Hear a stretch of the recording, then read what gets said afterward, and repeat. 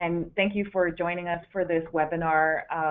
So we'll get started, even though it doesn't look like all of our RSVP people have come online yet, and hopefully whoever does join us after we've gotten started, we'll reach out to them.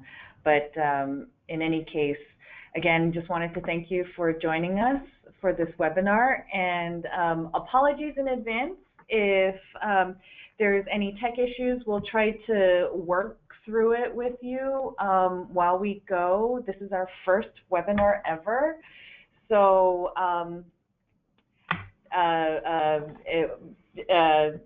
be patient if we have, please be patient with us if we do have some tech issues to go with. This is our first ever attempt with using GoToMeeting and webinars.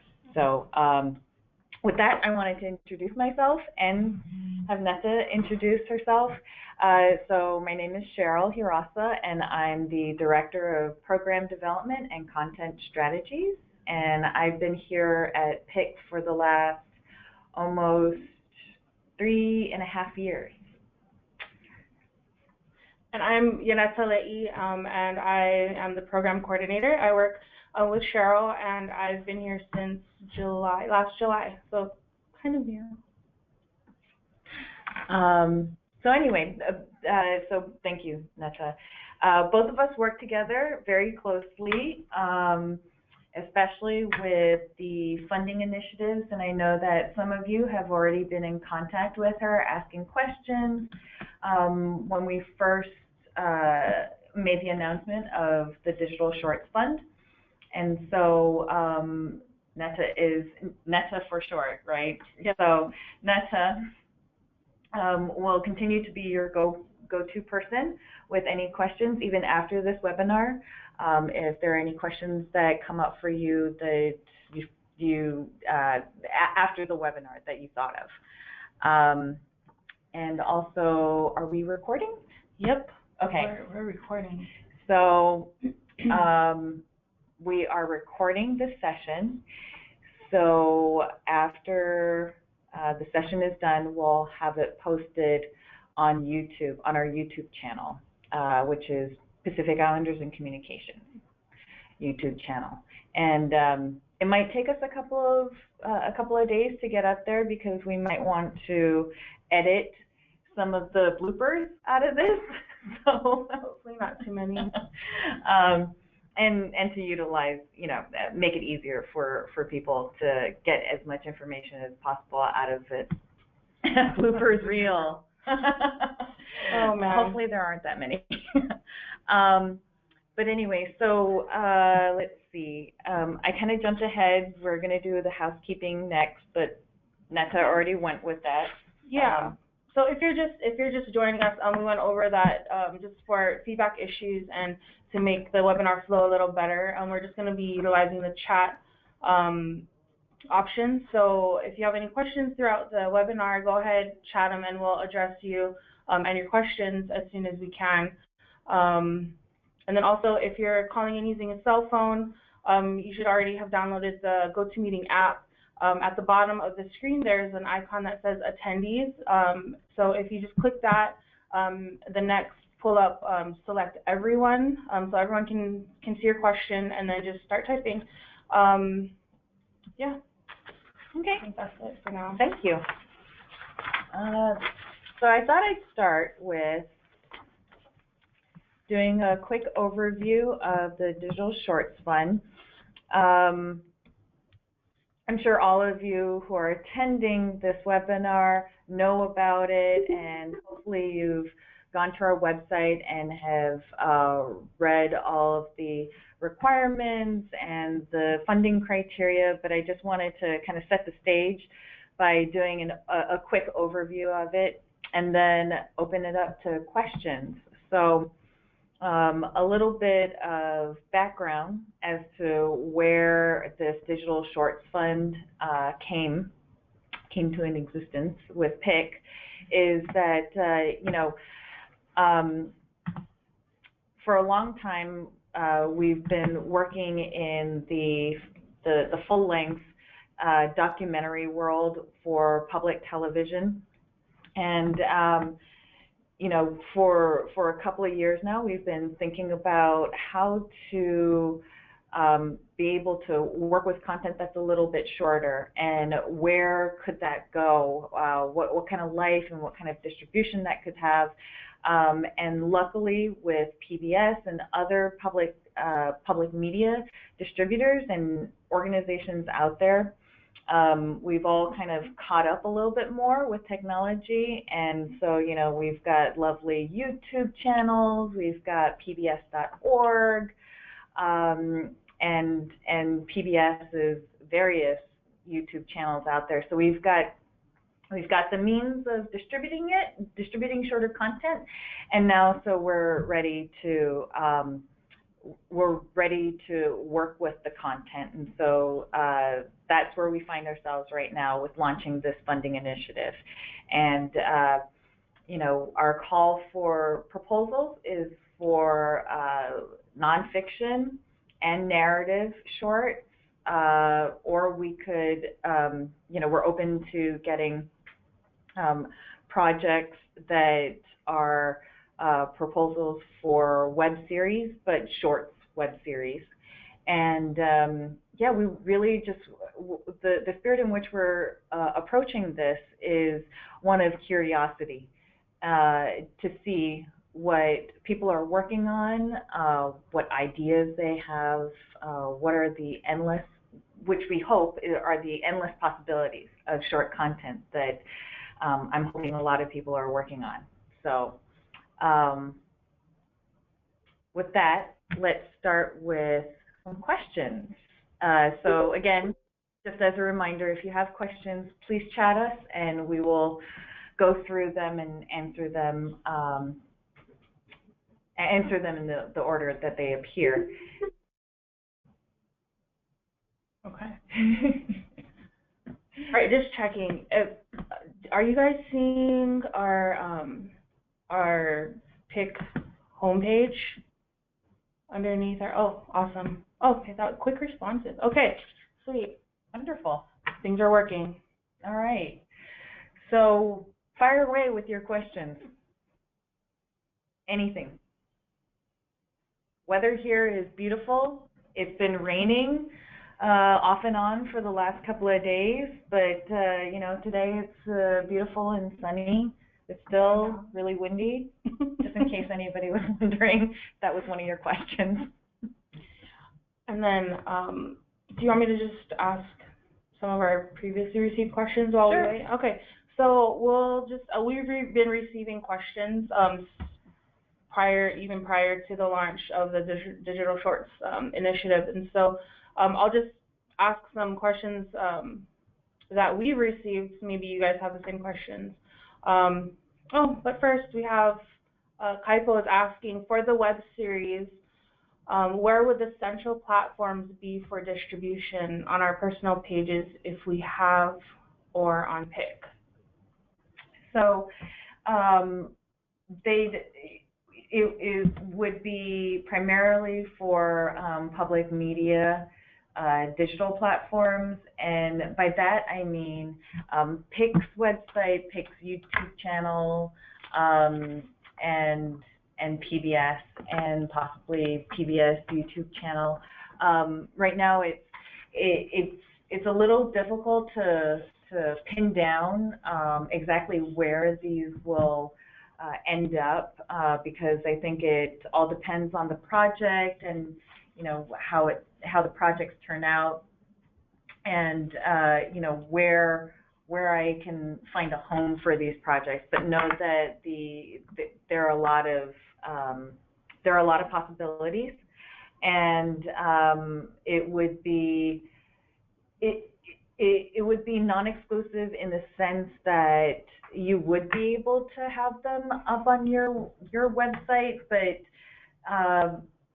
no more than that, meaning that it can't be, let's say, if I secure distribution on pbs.org and it's on PIC's website and it's on your website, it can't be anywhere else. Let's say, like, it can't be on Hulu or iTunes or anything like that. With our funding comes the requirement to have it first and foremost on public media. Awesome. Hopefully that answered your question. Oh, perfect. Okay. Shirley asks, where did it go? I would love to hear you talk about the training requirement and what you see as a successful training program for emerging Pacific Islander filmmakers. Sure. Okay. So this is a requirement. Having a training plan as part of your proposal is a requirement across the board with any funding that PIC contributes to projects. So this pertains to documentary, full-length documentaries for public television through the Media Fund, and it certainly pertains to Digital Shorts Fund. And the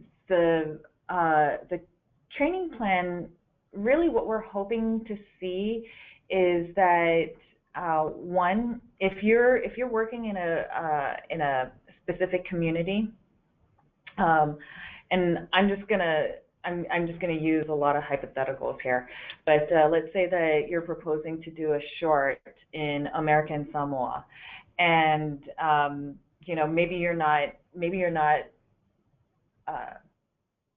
located there. Maybe you're located in Hawaii or somewhere else, but you know, you're proposing to do a short in American Samoa about American Samoans or American Samoa.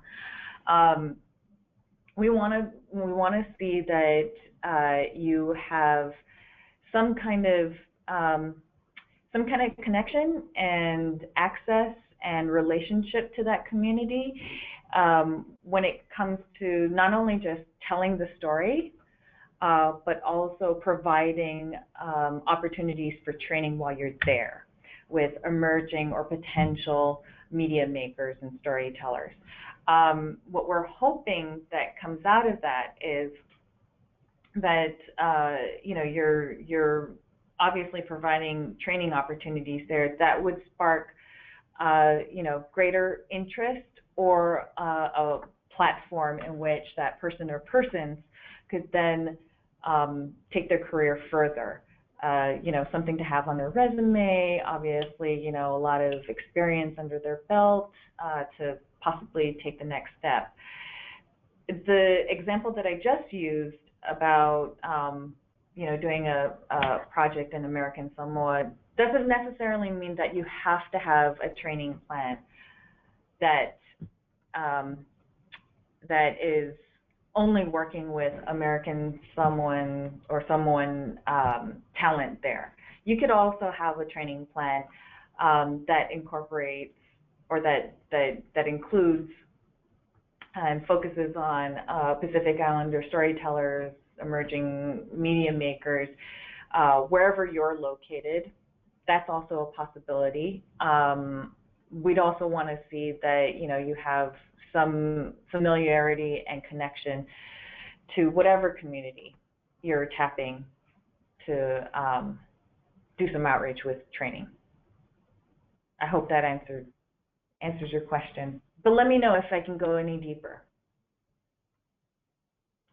So next question. Hale asks if projects are also tied to other organizations or plan to go through film festivals, are there adjustments to agreements with PIC to help fund those short projects if those appear at a later time once the project is finished with festival runs?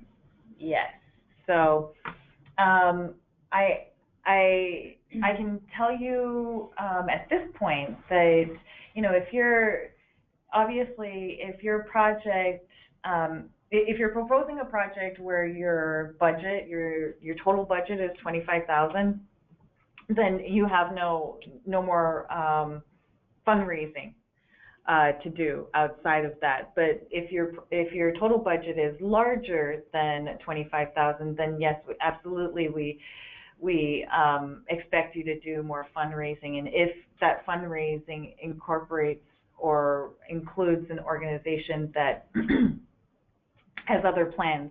At that point, we'll have a discussion about what those plans are. You know, we'll try to make every effort to make all deals work.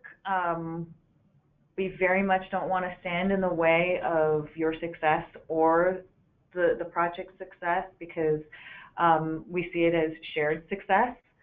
And in terms of festivals, the same thing applies, is that, you know, we do believe that exploiting festival screenings is a really great way of building awareness, building a following, getting the word out on your films. So we very much do support that.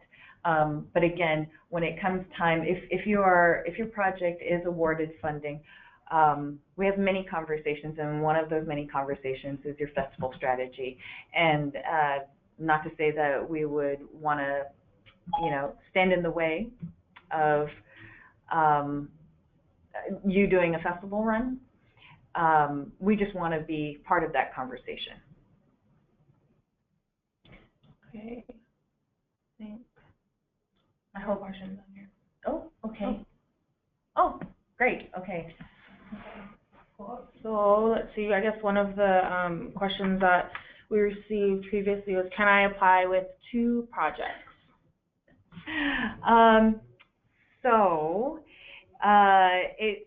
It's kind of a sticky wicket for us. So I would say that if our policy really is born out of the desire for any of our funded producers to be able to focus on one project at a time. And of course, I know these are short films and not as time-consuming as, let's say, like a feature-length or an hour-long film or documentary, but we still, because we want to see these projects ideally finish within a year of receiving funds, we just ask that, or we want that you to be able to focus on one project at a time. So that's the reasoning behind this policy. And so you as an individual, if you have 2 projects, you can only apply for one. And there have been some people who have reached out to us who have asked, like, okay, you know, what if I have a production company, you know, which is more like a collective of filmmakers, you know, can we all apply with different projects? And I would say that if you're applying for a project, you're going to be the principal on that project. You're going to be responsible for all the terms of the contract that we signed for our funding, and anyone else, say in your collective, your producing collective or your production company, if they're going to work on your project, then it has to be secondary, tertiary roles that they play on your project, and vice versa. Another question we had was, do you have to be Pacific Islander to apply? No, you do not have to be. The one requirement around the Pacific Islander requirement for our applications is that the content needs to be about Pacific Islanders. Okay. But you do not have to be a Pacific Islander. So we did get a lot of questions regarding the sample work and the works in progress. So one of the questions was, does the sample work have to be a completed project, or can I submit something that is a work in progress? Sample work.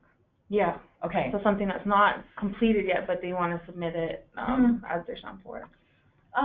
You know, and I think the answer that we gave to that person was that really the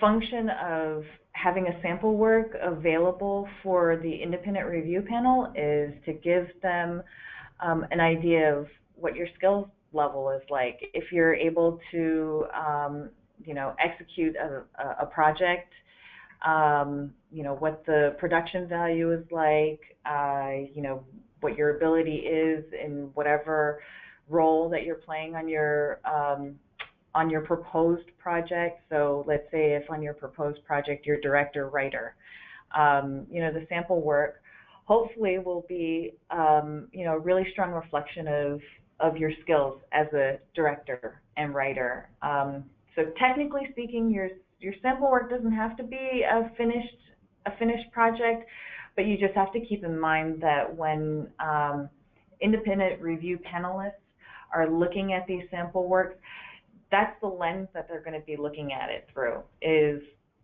you know, what is the likelihood of this person finishing a film, and can I tell that from this sample work? And then kind of along the lines, those same lines, was also, should I submit sample work that has specific island content or not?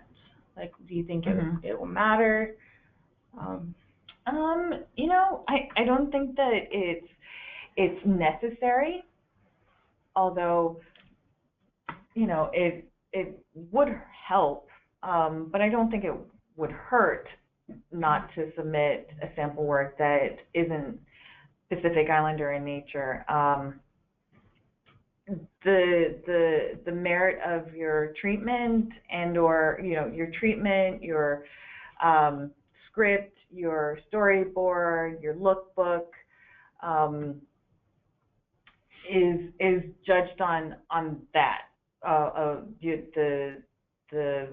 Your vision and your concept and your ideas about the proposed project.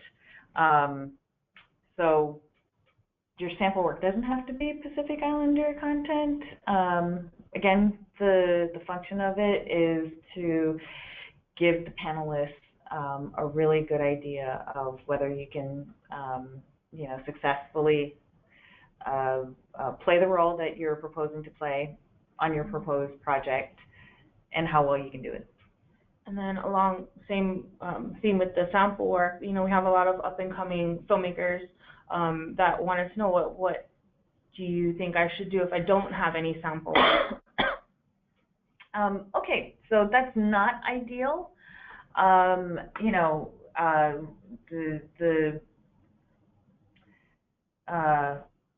you know, in an ideal situation, you will have sample work that you can turn in, you know, an example of what you've previously done in the past. But if you don't have a sample work, then the next best thing would be to submit a sample work of, let's say, some other creative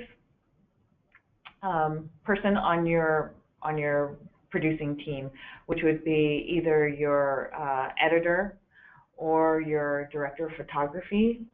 And I would just say that if that's the case, then, you know, the latter, if you don't have your own sample work and you're going to submit someone else's on your creative team, then please explain why that is. In number, I can't remember what number it is, number 1, your project description, we ask that you talk about your work in progress and or sample work. So there you should explain why you're not, you know, why you're submitting someone else's sample work. Oh, cool. Okay, so we have a question. If we don't have sample work in regards to film, could we film something like a draft for the project we have in mind and submit that? If it's a draft of the project that you're proposing, then that would fall under a work in progress. And then I know we also talked about, depending on what you are submitting, such as like maybe a viral video or something. Yeah. So the format, the approach, the genre of your sample work, again, you know, should give the panelists a good idea of whether or not you can pull off the proposed project. So, you know, if you are proposing to do, I don't know, a love story, a narrative love story. The sample work that you want to submit should give a panelist a good idea of whether you can create a compelling narrative love story.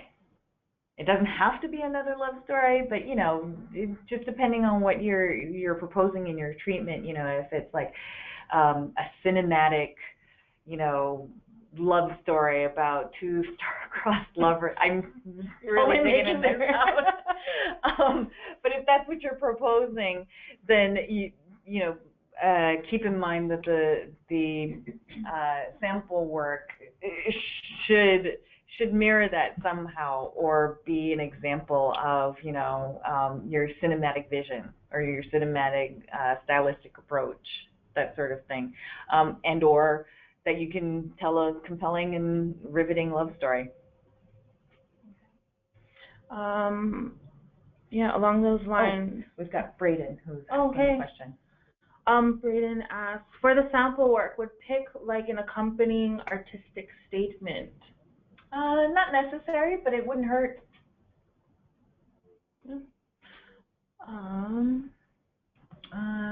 So thank you. Instead of a draft, may we film something as a sample of our skills as a storyteller and an example of what we are capable of?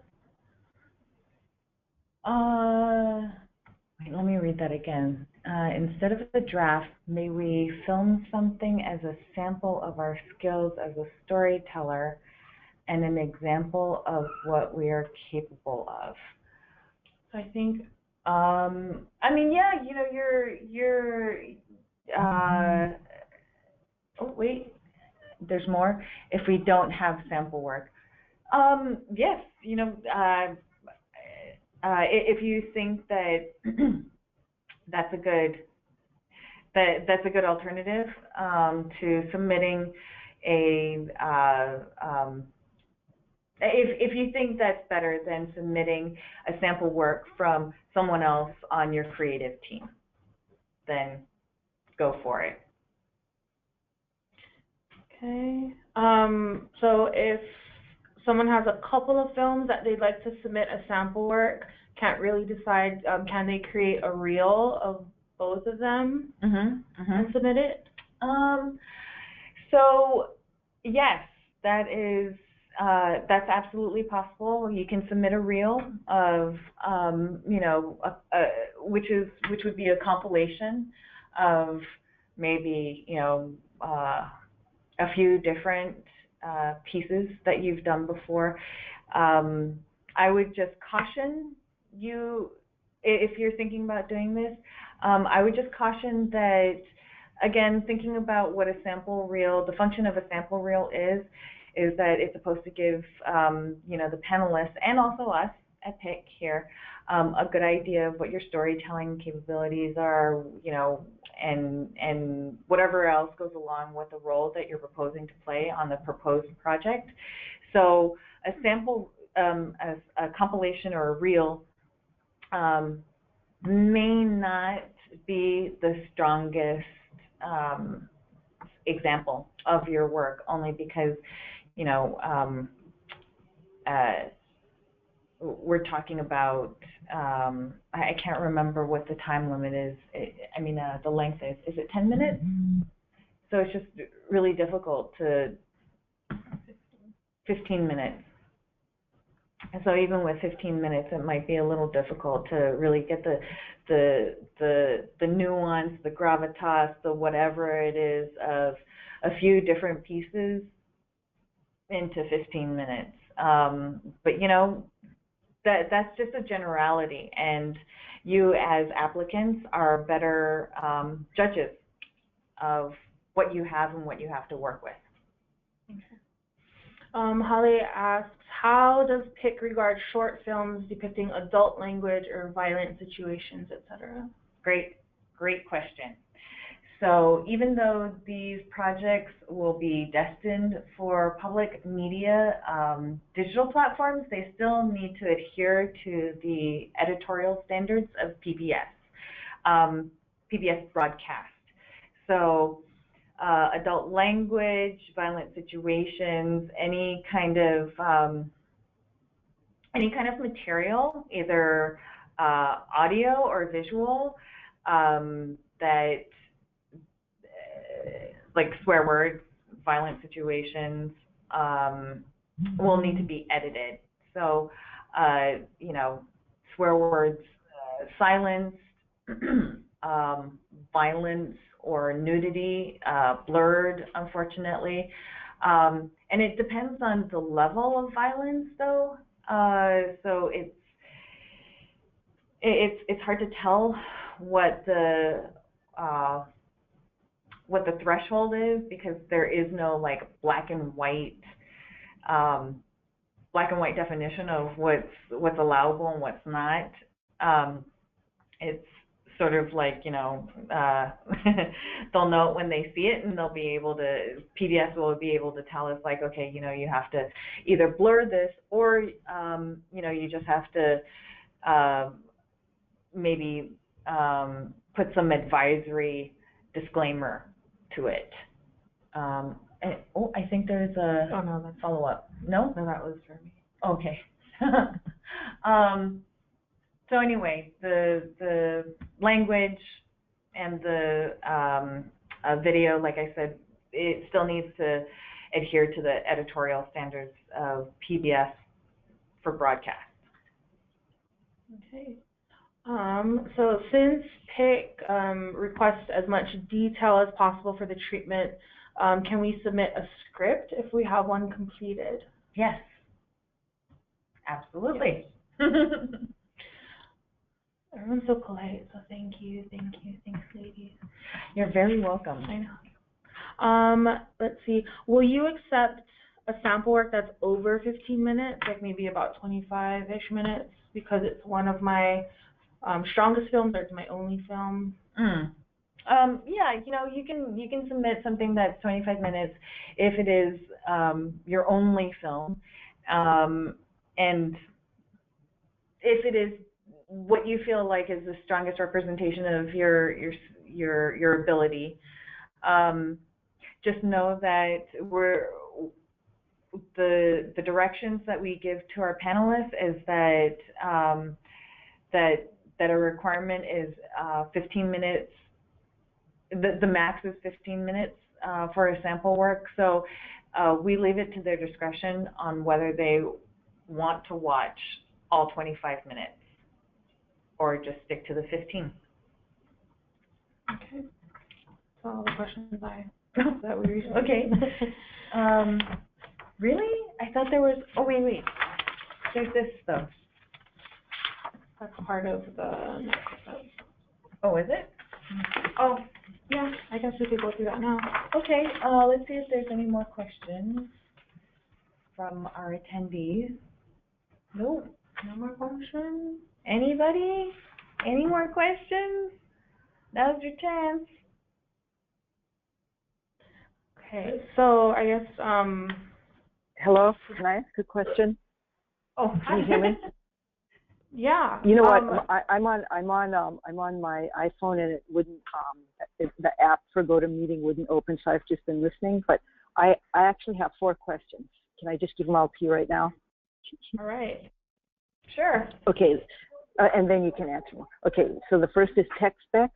Does this have to be PBS broadcast quality? Number 2, who owns the copyright? Number 3, what are the underwriter perimeters, you know, in terms of who you can get, like if they're involved with the project? And then 4, what about insurance? What kind of insurance do we need? Or okay, sorry. Great. So all Thank really you. great questions. So tech specs.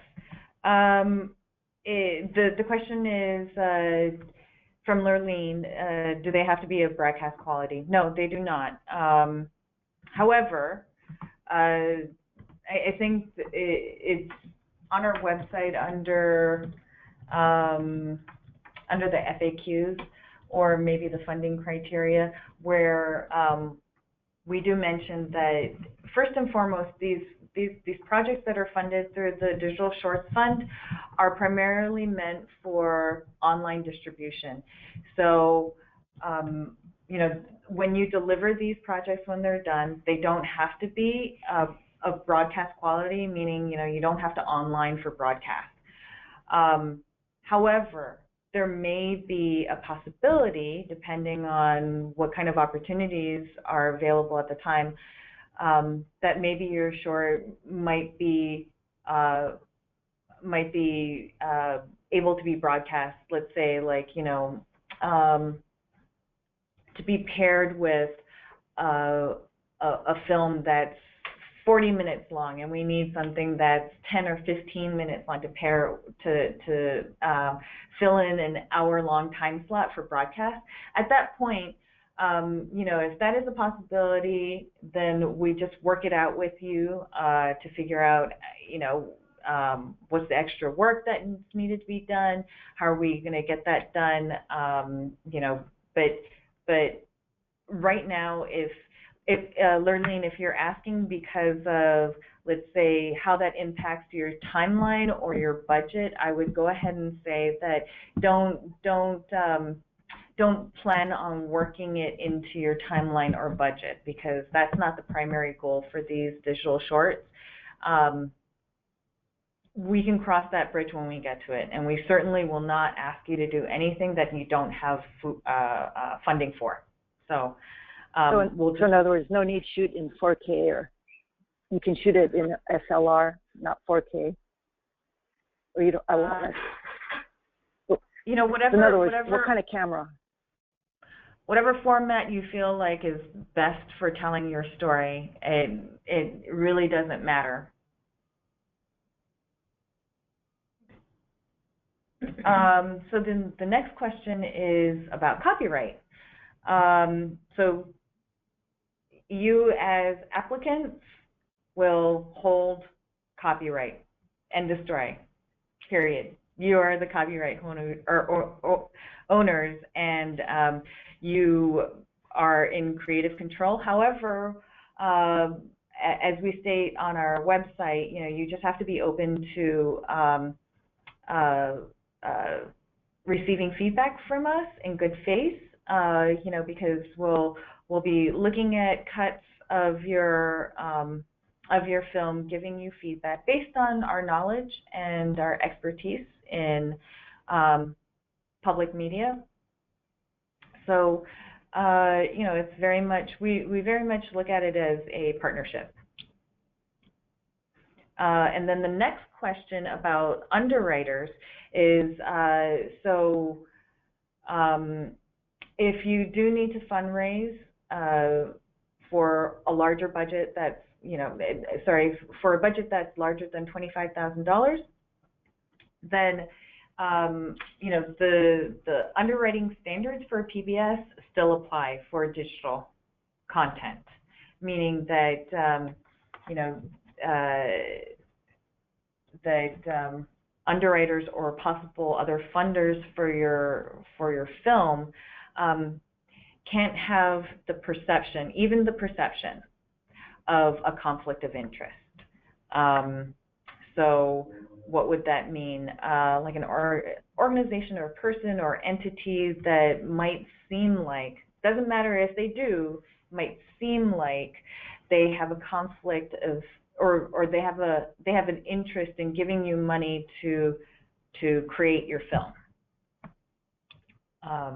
And that's my best description of conflict of interest. But if anybody wants, I can, you can follow up with me after this webinar, and I can email you the specific language that's on the PBS website around underwriting standards.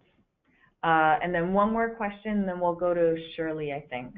Mm-hmm. So the last question that Lurleen had was insurance. What kind of insurance? So you'll have to get E&O insurance. However, again, with the broadcast quality is, you know, the primary distribution for this for this content will be online. So right now, if you're thinking about how it impacts your budget, budget for E&O that only covers online distribution.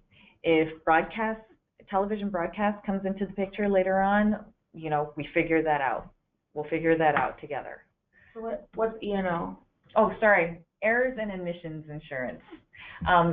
Insurance that you need to get that covers pretty much everything, everything under the sun that anybody could sue you for, like libel, slander, copyright infringement, that sort of thing. Okay. So Shirley is asking here, do the films need to be closed captioned, and what kind of captioning do you need for the web, like YouTube captions or broadcast closed captioning?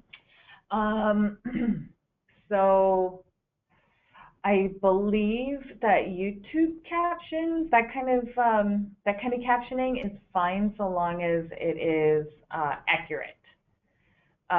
You don't have to send it to you know, a captioning company that the same kind of captioning company that you would for a broadcast program.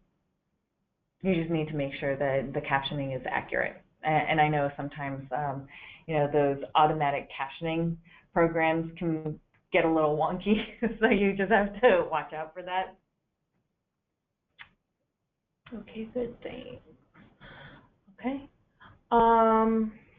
So I guess back to some of the questions that we've received. So in the if funded category, so you know, if all goes well and you do get funded, some people wanted to know what modes of distribution would be open to us. Oh, we went through that. How does profit sharing work with PIC?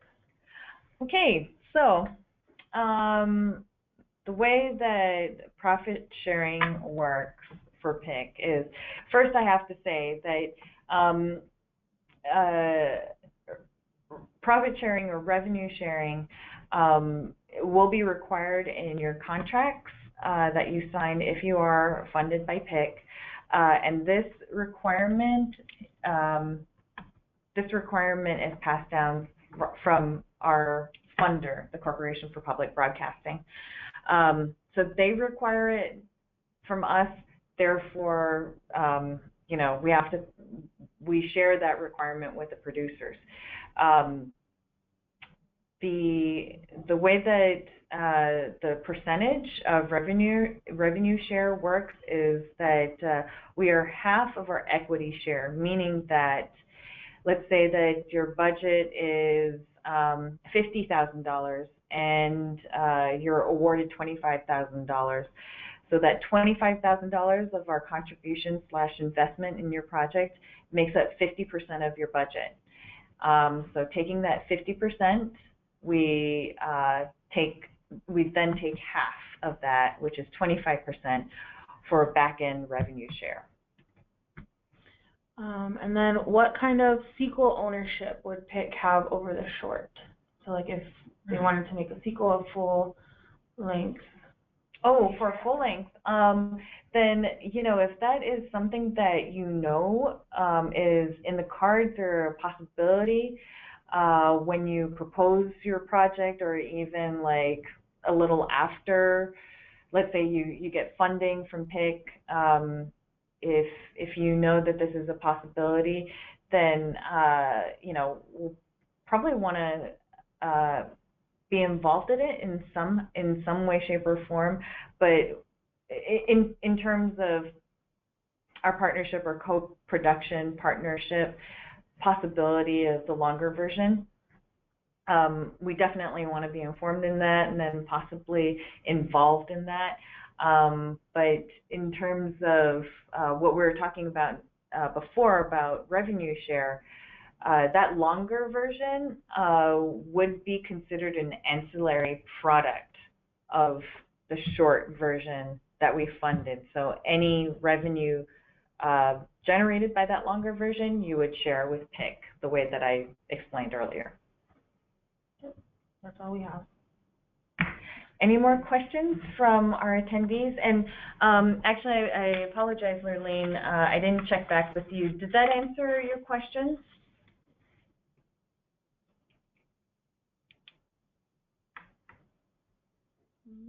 You might still be on mute.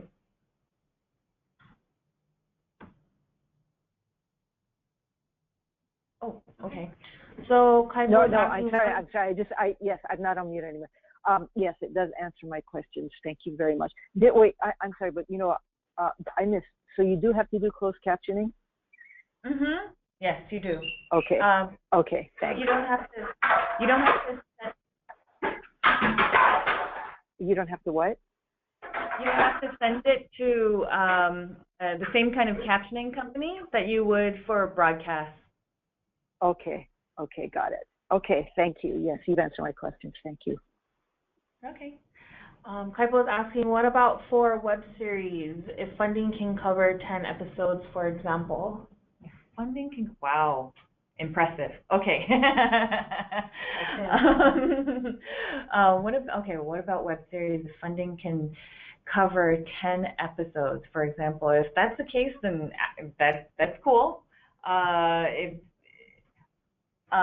If you have an idea for a web series and it's 10 episodes and our funding can cover all of that would be great. But then if you want to continue, so like if your first episode like is funded and you want to continue, okay, and create more episodes after that, I right? think yes.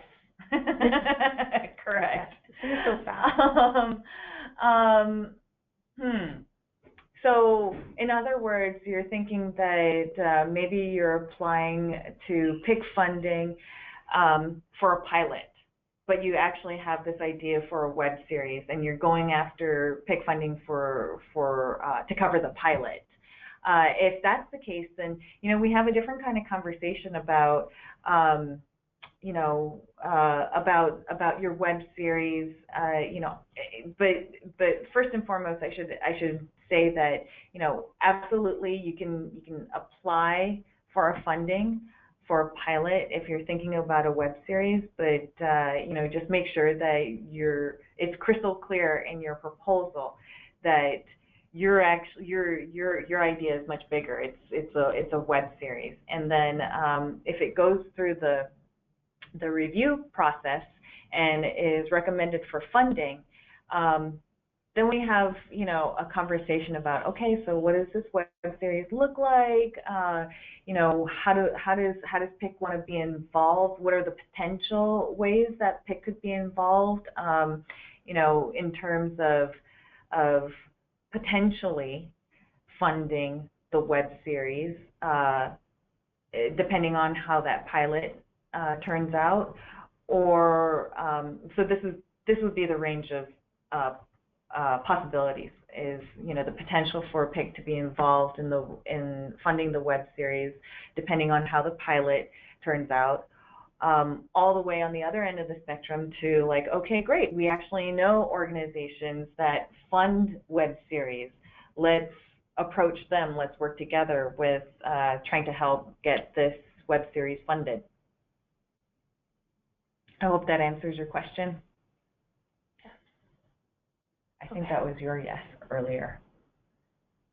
Oh. Kaipo, did that answer your question? Okay, I hope so. Sure. Okay, so, oh wait, okay, Hale has a quick one, and then Braden and, oh wow, okay, let's go to Hale first. Okay, so Hale is asking, following up on that previous answer, would PIC assume some creative control over proprietary characters, story, etc., from a project that's funded through us? And if we were to grow that into a feature-length project, or say an episodic series, and if so, how much creative control do you assume? So again, anything that you're playing with, you are the copyright holder of, and you attain, or you keep creative control of the project that you're proposing, and any other project potentials that you would be proposing or that we would be talking about. With any project that we fund, the way we look at it is as a co-production partnership, where you keep all creative control and copyright in your project, and because it's your vision, it's your baby. But all we ask is that as a co-production partner, that you're open to receiving our feedback on content in good faith, and that it really, you know, that we both share this expectation that it is a partnership. Right. And I know Kaipo is working on a follow-up question. But in the meanwhile, Braden was wondering if we plan to do one of these every year. The Digital Shorts Fund initiative, yes. We are planning on doing one each year. That's the plan. However, this is sort of our test run. We're kind of casting a wide net on what kind of content is out there, what people are interested in making. So we intentionally wanted to cast a wide net with this. However, I can't promise that the net will be this wide in subsequent years when we do have a funding initiative. You know, there's a potential for us to change, you know, change this funding initiative in such a way that and just throwing things out there, but definitely things that we've been thinking about over the years is, you know, whether we'll have a Digital Shorts Fund call for applications that asks people to submit projects that are thematic, you know, that pertain to like an umbrella theme, or could fit under an umbrella theme of, let's just say, identity or language, or arts or something like that. Or we might change it so that, you know, the Digital Shorts Fund is only narrative projects. And that's just examples of the ways that it could possibly change. And it really all depends on what trends we see with this first call.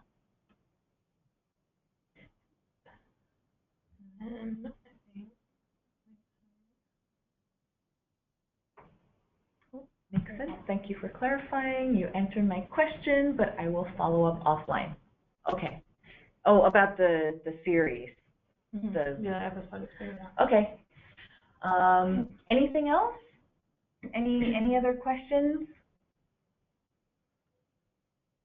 All right. So while we're waiting on potential questions, I think we can go through, just to give you an idea of what the next steps are.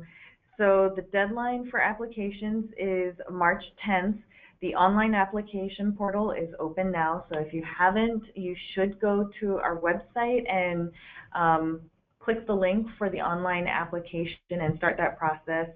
All you need to do is actually, I think whether you've applied for funding before or not, I believe you still need to create, a login. Mm-hmm. Which is just a username and a password that you can use to, you know, start the online application, then save and go back and finish up or change or anything like that up until March 10th. And that would be March 10th, Friday at 5 p.m. Hawaii time.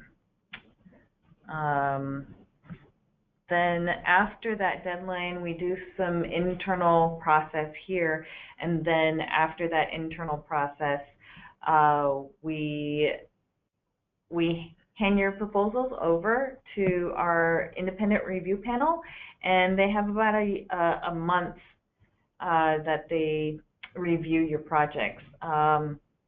Now, if you haven't seen all of the material requirements or the required materials that you have to submit with your application, please go to our website and review that list.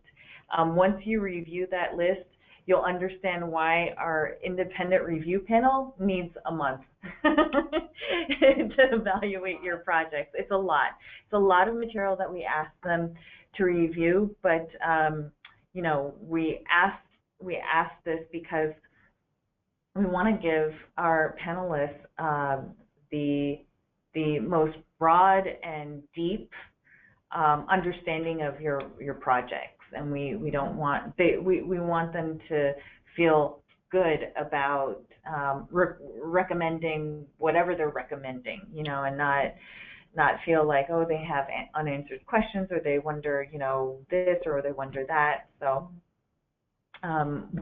we're asking for a lot of material to be as thorough as possible. What's the next? If I have any, I will email Neta. Oh, okay, sorry. So after the independent review panel has their month for evaluation, goes through a couple of other internal steps, and then by June 2nd, we'll be notifying everyone of their status, their application status, whether you were recommended for funding or not. And again, that is June 2nd. That's when everyone will get notified. And I think that's it. Did you want to talk about the NBPC? Oh, good call. Yes.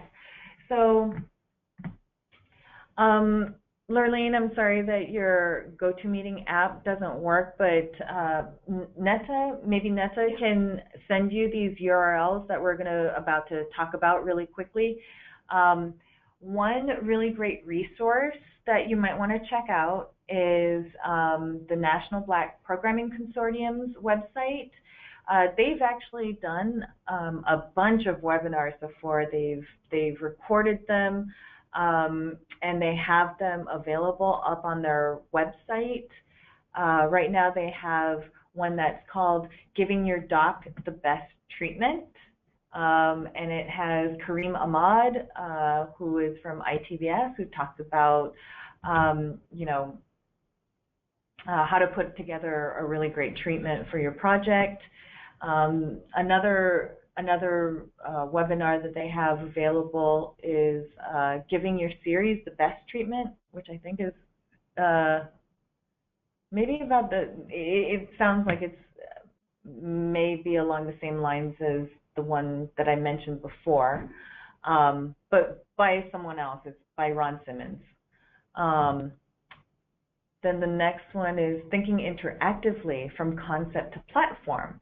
And, this, interestingly enough, is presented by Obiemi Olukemi, who is the Senior Director for Interactive Programs at Tribeca Film Institute. So check that out. And then there's another one, Where is Your True Target Audience? And this person who presents, Jennifer MacArthur, she has her own engagement/outreach firm, and I believe a lot of her work is focused on impact. So so it's very fitting that she's talking about, you know, where's your true audience and how to talk about that, which is really great because we ask for a document that talks about who do you think your audience is for your proposed project. So definitely check that webinar out. The next one is, what does impact have to do with it? Presenter Jessica Clark, I don't recognize her name, but it looks like she's got a very long bio there. I see MIT in her bio. But you know, it's probably very very useful to check out. You know, the idea of impact, because not only are we trying to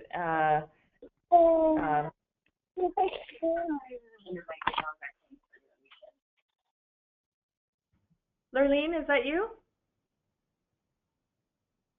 Oh, okay. Maybe she muted herself again. So not only are we trying to find different, more creative ways of supporting independent filmmakers, but we're also wanting that support in the form of, you know, your content to get out to the widest possible audience to have the greatest impact. So impact is a huge goal for us. So check these webinars out. Again, Lurleen, if I don't think you can see our screen, so Netta can send you. No, but I'm familiar. Yeah, thanks. You can just send them. That'd be great. Okay, great. Do we have other questions up here? No, looks like Holly just had to step out to go to the next meeting. Oh, okay. So just saying thanks and bye. That's all we have. So okay. Again, so this was recorded. This session was recorded, and unfortunately, it'll be posted to YouTube. Yeah. In case you just want to, you know, if you want to review what was discussed during this webinar, and we'll send out an email to all of you who attended, just to let you know when it's up there.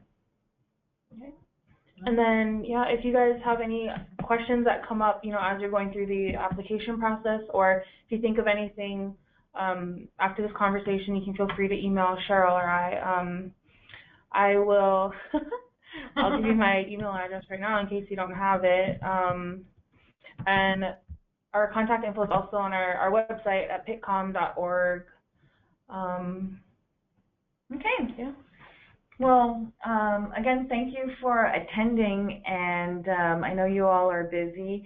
Thank you for attending, and we're really looking forward to all of your projects and all of your ideas. So, Exciting. Yeah, we're very excited. Bye. Thank you. Bye.